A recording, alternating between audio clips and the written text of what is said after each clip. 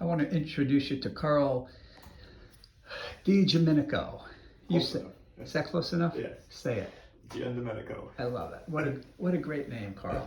So Carl's one of my patients that had 2 knee replacements, one 5 years ago and one during the pandemic, Carl, and that was 5 weeks ago. So I want to ask you about that one first. Number one, the pandemic is almost a year old now, and they shut down elective surgery a year ago because they considered it non-essential. So I just want to ask you, would you consider your knee surgery non-essential? No. So you would consider it essential? Yeah, for me, yes. And why is that? Because of my quality of life, of the things that I enjoy doing. Again, a lot of biking, a lot of hiking, walking, and I found that I could not do that anymore. And so for you, it was essential to have this operation during the pandemic? Yes. Yes. Did you have a vaccine before the surgery? No, I did not. No. So did you have any concerns about having your surgery during the pandemic? Absolutely not. And why is that? Everything. A well-oiled machine, putting it bluntly. I had no issues. So you weren't worried about the risk of catching COVID or any of that? No. Great. And so as you know, our hospital at Coordinated is purely an elective hospital. We don't treat active COVID patients. What was your impression of the precautions taken? Were you comfortable with the precautions taken? Extremely comfortable, yes. All the nurses, the staff, they were great.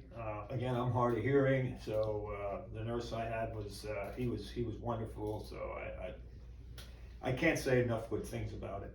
And talking about hard of hearing, one of the things I noticed during the pandemic is wearing the mask. Somebody like you probably uses reading lips as part of your ability to compensate for your hard of hearing. So that has to be hard for you. That's absolutely correct. In fact, with the mask, the type of hearing aids I have, I could not wear because half the time I would lose them. So as you see now, I have no hearing aids in, so it's difficult. Very difficult for me, but I can now read your lips because we don't have the mask now. Correct. So we did your other knee 5 years ago, and you were an inpatient at that time. You stayed in the hospital, is that correct? Yes, correct. And why was that? I had a huge cyst on the back of my knee, and I had to stay in only because they had a drain tube in there. So that stayed in for an extra day. I had to stay in overnight until the following day. And this knee was done as an outpatient. So how long after the surgery were you home? Do you recall? About 2 hours. About 2 hours. Yep. Would that be your preference to have it done as an outpatient? Absolutely. And how about our pain management program the first 2 days? How did you do the day of surgery and the next day? Actually, really good. It was probably the third day is when a lot of the pain relief that was given before I left kind of wore off, and then that's when the pain really came in there. And again, I could not use the opioids, so I ended up using the Tylenol, and then of course I'm on naproxen, so I dealt with it. And that's exactly what we predict with patients. First and second day you do great. Third and fourth day is when it can hurt a little more. So the difference is we give you a week's worth of narcotics versus 6 weeks, which was historic, just because of the intrinsic nature of the opioid problem. So you did great with that. How's your motion? Can you straighten out your knee for me? And that's at 5 weeks. Can you bend it back as far as you can? Great. Can you stand up for me? Get up on your toes.